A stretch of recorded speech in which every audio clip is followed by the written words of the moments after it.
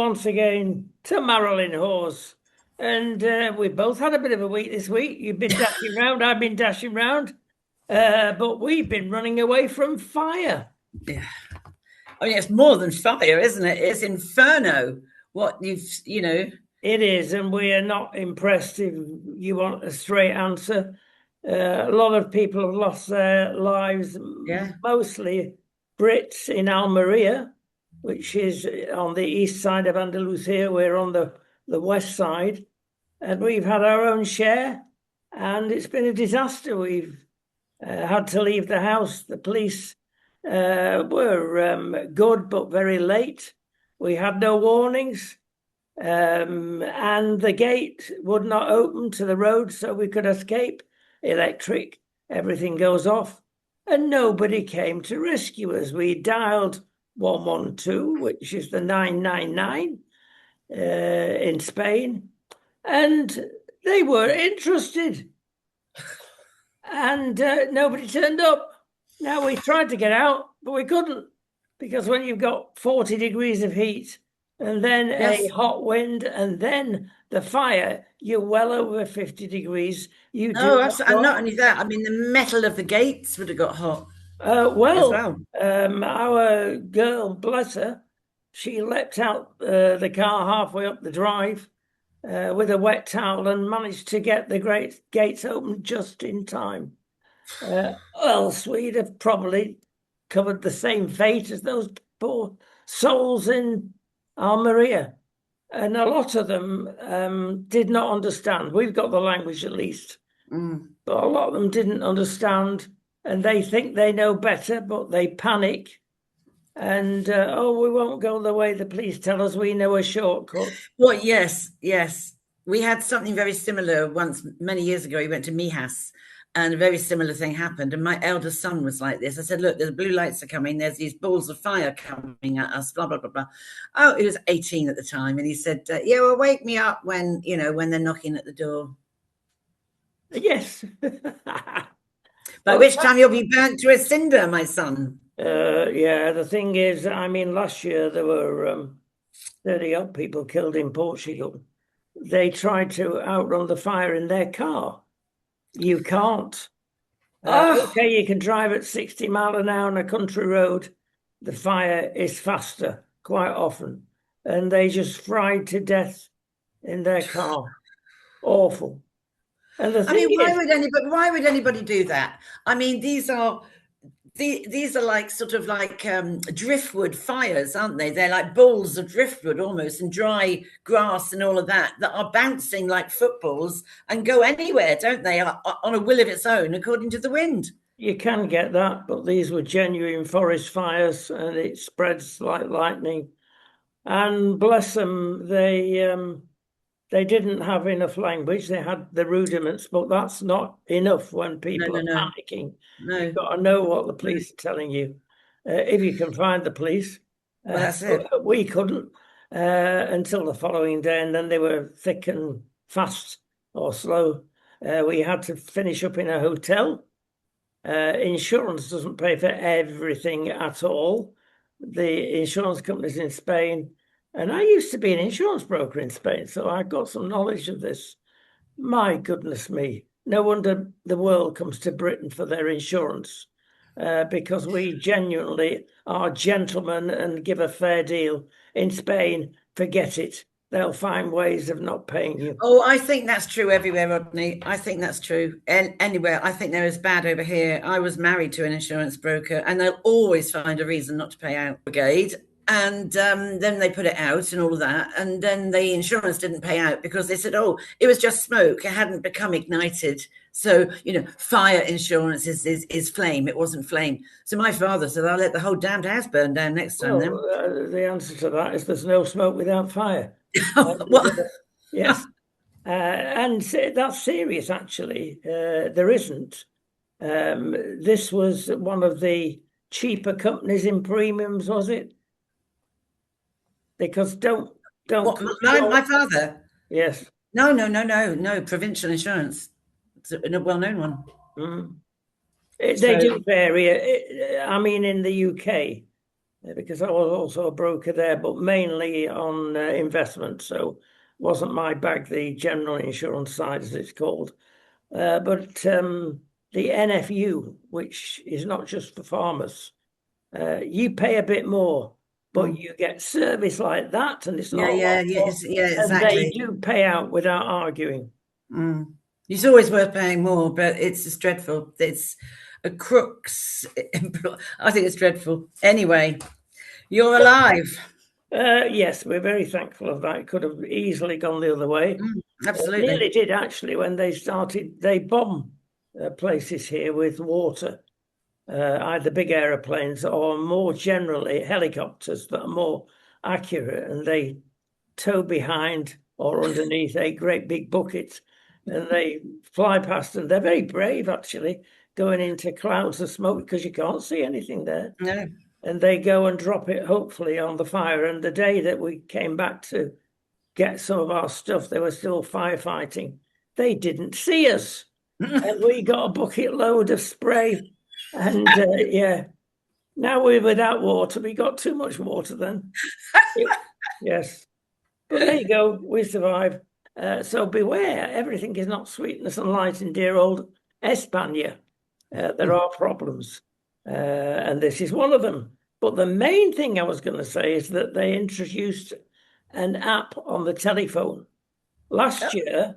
So if anything is of civil consequence, like an earthquake, they will warn you that you're in a We've got danger that now. Yeah, well, there We you have go. that now because we have so many earthquakes, don't we, and volcanic explosions. Oh, exactly that.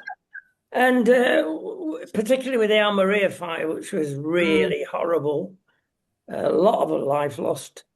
And they thought the people in charge of the app, the authorities, them that know best, the establishment here in Spain, oh, well, no, I don't think I'll press the alert button. So it's all right having the technology, but if there's idiots misusing it, Yeah. sorry to call you idiots, but you are. Yeah, And it all you goes will down. be. Everything goes back to the human fault, doesn't it? In the end, really, always. Yeah, it's dreadful. Absolutely dreadful. We'll move on. And we're going to talk about bad policing before we talk about one or two other things that have really caused havoc this week. And in 2024, 2 years ago, there was a whistleblower commissioner, top dog in the police force. And she said, don't complain that there are rapists and that civil disobedience is about to break out. It's your fault, government, for letting all the immigrants in, especially the bad immigrants. And it's not 1%, like the lefties will tell you. It's a darn sight more than that. And don't forget the term illegal. They're not supposed to be here, whether they're good, bad, or middle. And she has been fighting for her job ever since. There you go. Name is Donna Jones, and That's she, right. believe it or not, works for the Hampshire and Isle of Wight Police as a police commissioner alongside the police force. And if she says it, you think, oh, is the establishment in charge after all? Yes. So there we are. So there are some good policemen and women around, and well done, Donna. And she's still being badgered. So stick with it. She has got a reputation on the downside, though. She has. She's not all squeaky clean and wonderful. No. She's Dish the dirt. I mean, she's the crime commissioner for Hampshire, and what has she said about the killing of Henry Novak? She's not supposed to be in any way racist, but that chief constable should have gone. The chief constable of Hampshire should have gone. She didn't say anything really about him that was negative, and it is negative. You can't keep drip feeding these young officers with woke. I mean, everyone now over here now is very anti-white racism. Honestly, truly, it is. I know. We got the same thing over in Spain. I think it's far worse in Britain because it's spread far and Yeah, wide with yeah, the yeah. big companies. Mm, I mean, It's, companies like IKEA, let's name them and yeah. shame them. They're the Mm. ones that first started putting LGBT flags everywhere. Oh, was it them? I didn't know that. That's interesting. Yeah, that's interesting. Today in Cheshire, talking about flags, the Cheshire Council have told everybody to take down their England St George's flags. The fact that we're playing in the semi-finals tomorrow, and yet across Downing Street, they're up there. I wouldn't take the flags. I absolutely wouldn't take them down. No, they're in an absolute woke area, aren't they? Oh, it's terrible. It's You can absolutely get dreadful. 2 years imprisonment, if you get Oh, reported. I know you can. I mean, this, but this is the thing. I mean, going on about if we're going on about sort of policing and all of that, and letting people out and not letting them out and letting them out early. The problem is, I think, where is the logjam? You've got 4 categories of prison: Cat A, Cat B, Cat C, Cat D. So you can't suddenly turn a Cat D prison, which is an open prison, people that are not a threat to the public, you can't suddenly turn that into a Category A prison because they're built completely differently because of the nature of the beast. I mean, like Wakefield Prison is known as Monster Murder Mansion, isn't it? And that's where the prisoners killed Ian Huntley. James Farley, who was the scroat that abused baby Preston, he has now been stabbed in the neck. He's lucky that he was like in a life-threatening condition. Well, good. The thing is, I would like to know where the logjam is, because all these people are now coming out, like Shabir Ahmed, the absolute vile person, one of the main. I do wish they called them rape gangs and not grooming gangs. It's all very well saying, "Oh, we can't be deported because of a law going back whenever," but that's down to the Tories. The Tories should have changed the law at the point he was convicted in 2012, knowing that he wasn't going to be able. But he didn't even fulfil his sentence. So even if he had the reduced sentence, he didn't fulfil it. So the Labour Party, they would have known he was up for release, and they should have started that process then, not wait, because it's much easier to keep him inside and then change the law, which they should have done over the last 14 years, Tory and Labour. Now they've got the problem, and it's all being rushed through to, I mean, what's the problem? You just don't let anyone, you're not going to take him back Pakistan. Well, here goes your foreign aid out the window, and nobody comes into our country. Anyone from Pakistan, no visas. So suit yourself. You either take him back or you don't. They're not hard. I mean, why is that difficult? I mean, ECHR, I don't know. It's our country. We should be able to do what we want. What are they going to do? What is ECHR going to do to us? For goodness sake, what's he going to do? But that was a huge error. And because he's laughing, I mean, he should never have been released anyway, because he never went on the rehab courses. He was forever saying that it was his right to sexually abuse these girls. And only up to about a few months ago, he beat somebody else up in the prison, and again before that. So why did they choose him as to be early? But it is where is the problem? Where is it full? I mean, a lot of people go into Category C, which, you're not good people, but it's not like Category A. But the people that are coming through the courts now are nearly all Muslim men, and they have done significant crimes. So it must be, I think, the Category A prisons that are bulging. And you just can't convert the others into a high grade prison if it's an open prison. It's not. You just must start from scratch and build another one. The same old problem. There's no will to do anything around No, it. there's not. No, It's going to cost lots of money, nowhere near what the undeserving, not the deserving, the undeserving people that are sat on their sofas doing nothing because they've got ADHD or whatever, constipation being the latest one. It is madness. Nothing's organised. Nothing comes together. One department doesn't talk to another. They don't care. They've got lovely fat jobs, our civil servants, with lovely fat pensions. Why should we bother? We're going to go home at 3:30 on Friday. Exactly right. End of story. Exactly, and it's all part of the system. There's no problem. Let's give Spain its due after having a go at their emergency services. There's prisons everywhere here. Perhaps there's more crime here. Probably is, actually. Stack them high and sell them cheap. And they are good at building things very quickly in Spain, but it can be done in Britain. They look like concrete factories. You It doesn't see them matter. next to every motorway, and they're up inside 2 years. There It we can go. be done. Of course it can be done. Of course it can be done. They just don't want to do it. But it's going to cause them, I mean, she's supposed to be announcing today, Mahmood, what she's going to do. Well, let's see what she's going to do. Because it's the backbenchers that run the UK, isn't it, really? They've got a massive influence, and it's going to carry on because It of will. our friend, God. Andy the Burnham's. wonderful ex-mayor of Manchester. Oh, I mean, they're getting all the scaffolding up outside number 10, ready for him on Monday. Oh, well, he's far more left. He's a Corbynite. Awful. It's just dreadful. Don't get me started. I can't see. And I still say, this is another thing that's been contrived, isn't it? I mean, somebody who's he's not even in Parliament. He's not a minister. He can't even go to the cabinet. The last cabinet meeting will be tomorrow, right? Or the day after, whatever it is. He can't go because he's not in the cabinet. So he can't go to the last meeting for a handover.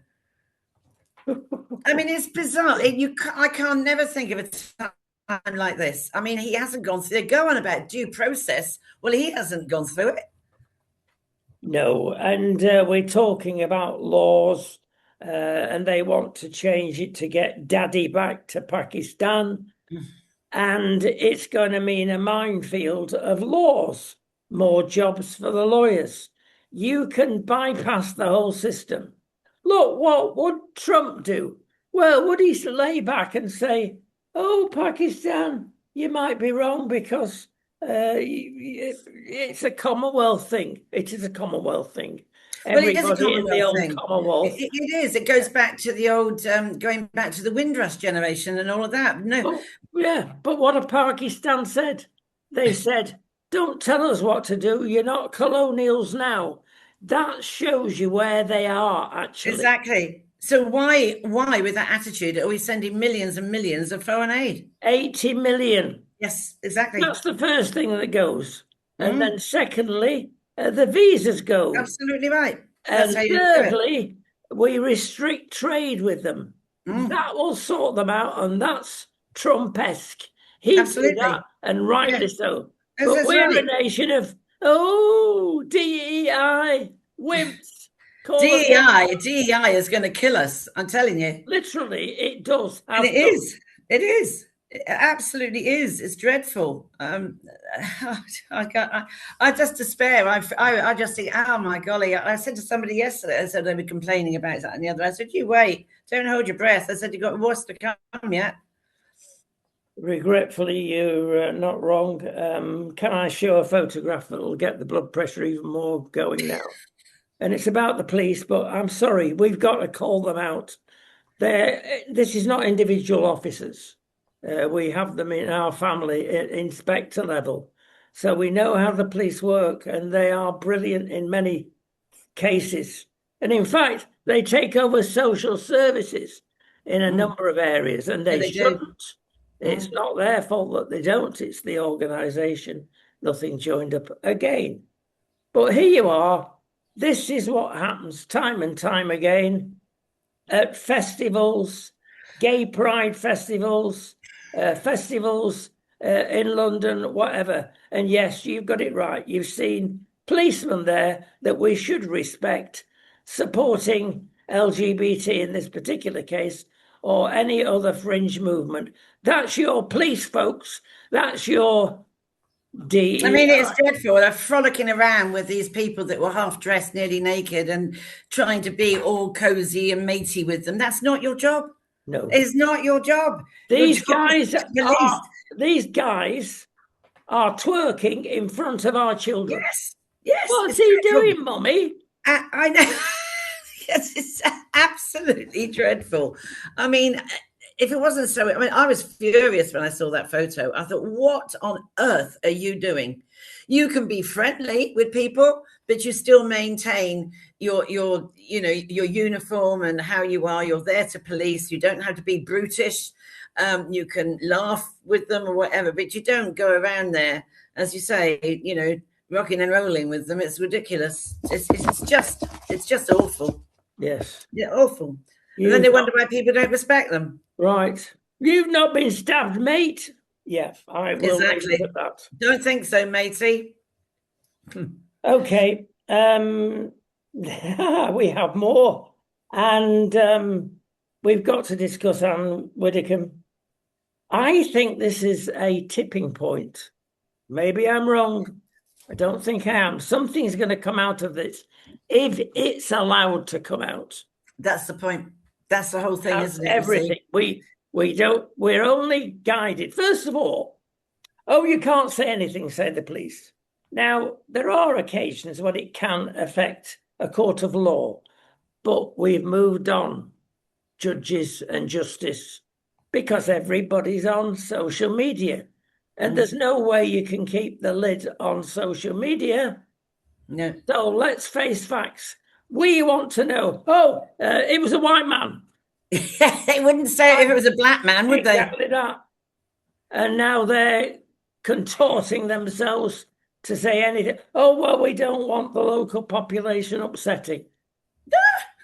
What? I'm sorry, if they're killers, rapists or whatever, I want to be upset. Well, they obviously think the general public is stupid. The first thing you're going to say is, virtually the next day, we haven't, this is what I think is extraordinary. We have arrested a 26-year-old man in regard to the murder of Anne Widdecombe. Well, hang on a minute. They haven't even taken him for questioning yet.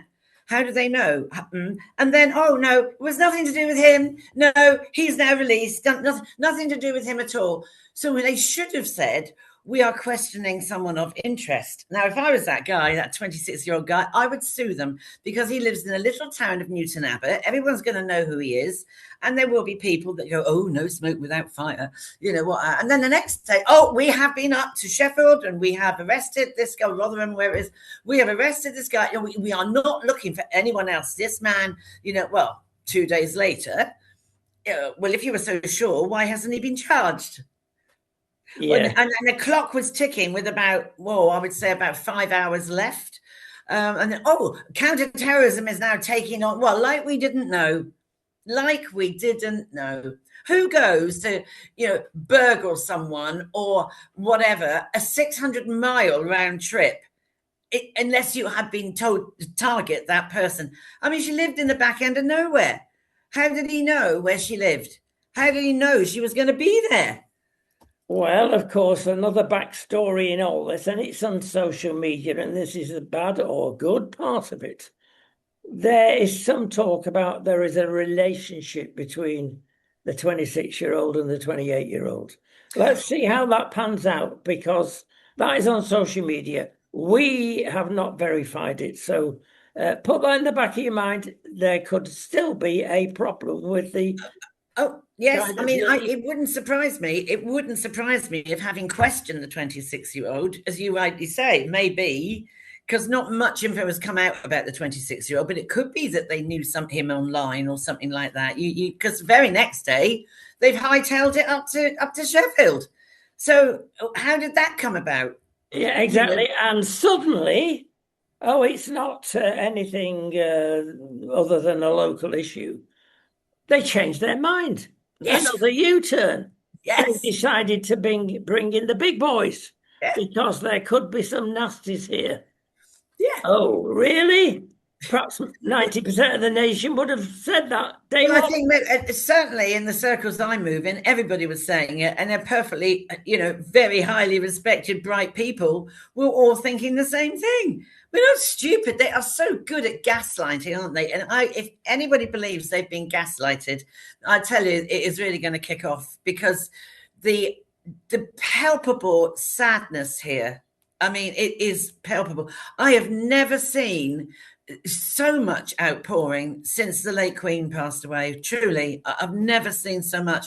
And it's incredible. I couldn't believe it. I'd just come in from walking the dogs that morning, and it came up on my newsfeed, and I went, good Lord, what? I had to sit down. I could not believe it. And I thought, when it came out Anne Widdecombe has died, I thought, wow, She was only on Mike Graham's show 2 days earlier. Cracky. She must have had a heart attack or a stroke, was what I was thinking. Sudden heart attack or a stroke that no one knew. And, and then later in that afternoon, it said it is now being seen as a murder inquiry. Good Lord. And then the hair started running again.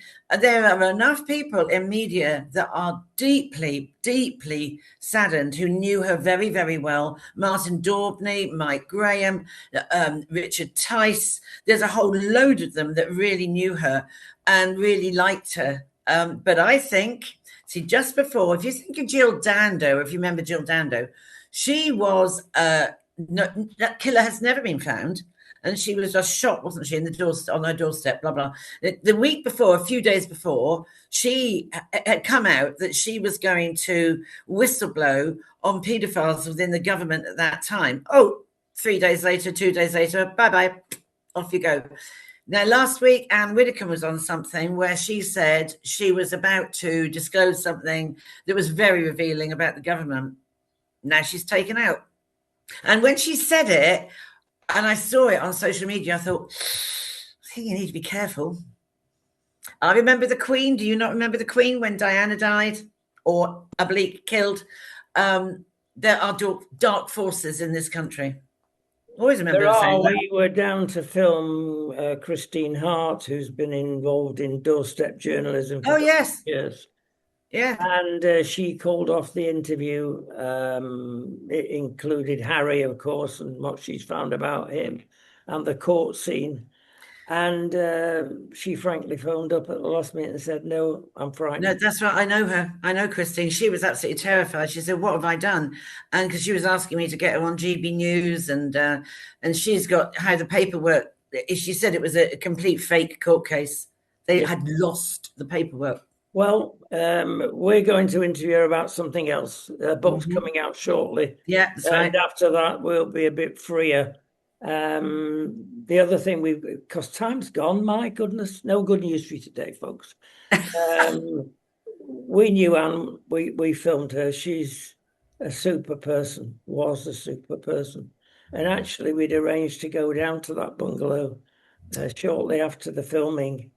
And something happened, we couldn't get down there, and we were specifically going to talk about cats because she yes there's a wonderful thing, interview I saw about 10 months ago. I saw it the other day by Colm Foley, and he's interviewing her about how did it come out about he questioned her about mortality. That's right, her mortality. And she said, well, when I was in my 60s, I didn't think about my mortality.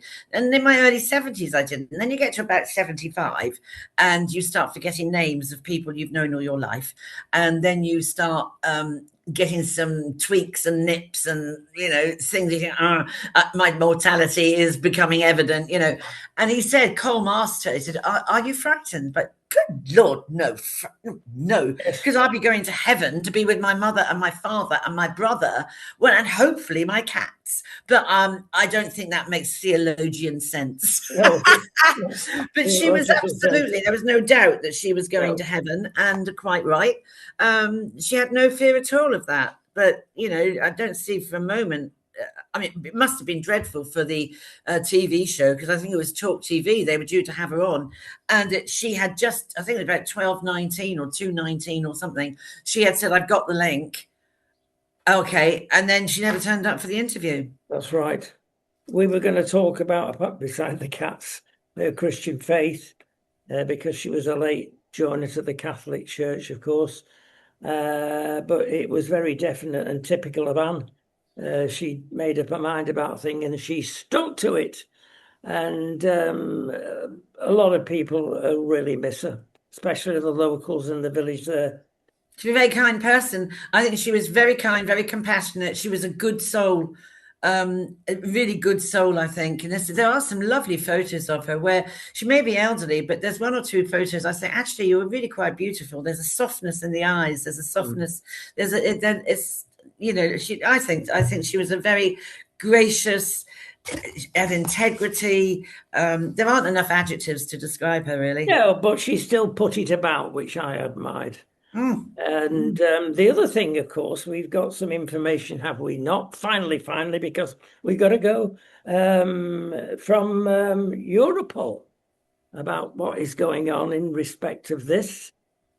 If you go on the website, Europol website, and you put in CFT, County Force Terrorism / GRIM, GRIMM, and then you click on that, and then you'll see something called violence as a service.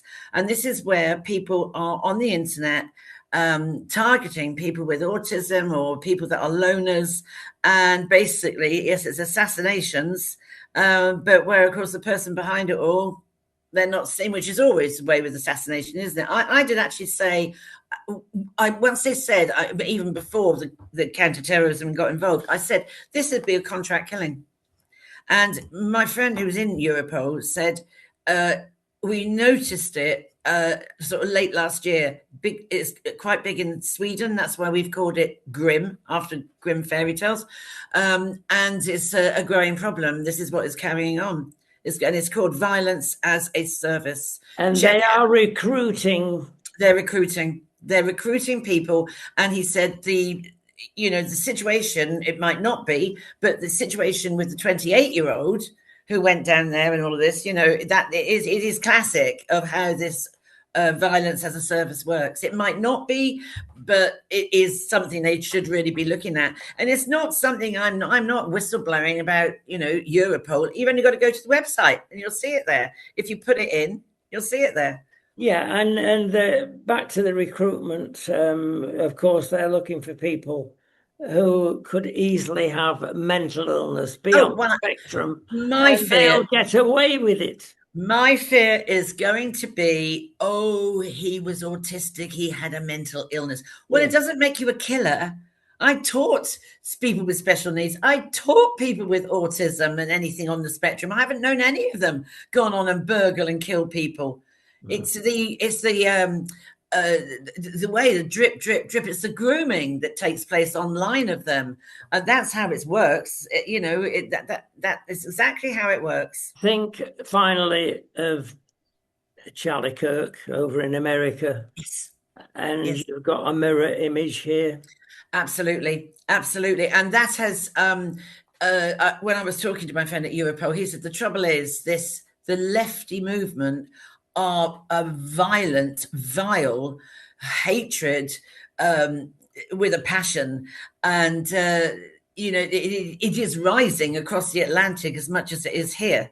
And it's frightening how it is. As you say, Charlie Kirk, another classic one. Absolutely.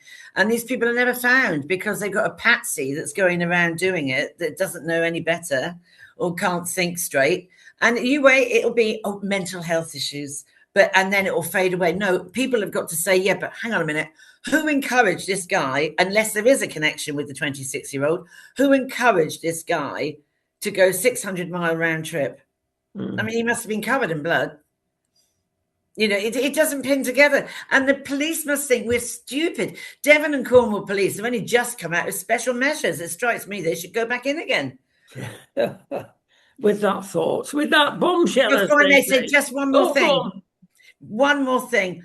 The one person who has not come out and given their condolences is the king, our Muslim king. At the weekend, a guy who was a sheikh died. And his name is, and he put on Twitter, here it goes, our condolences as a family from the royal family for the former Emir Qatar Sheikh Hamad bin Khalifa Al Thani. Nothing for Anne Widdecombe. Don't tell me he's not Muslim. Well, there you go. There's another thought for you. Thought for the day.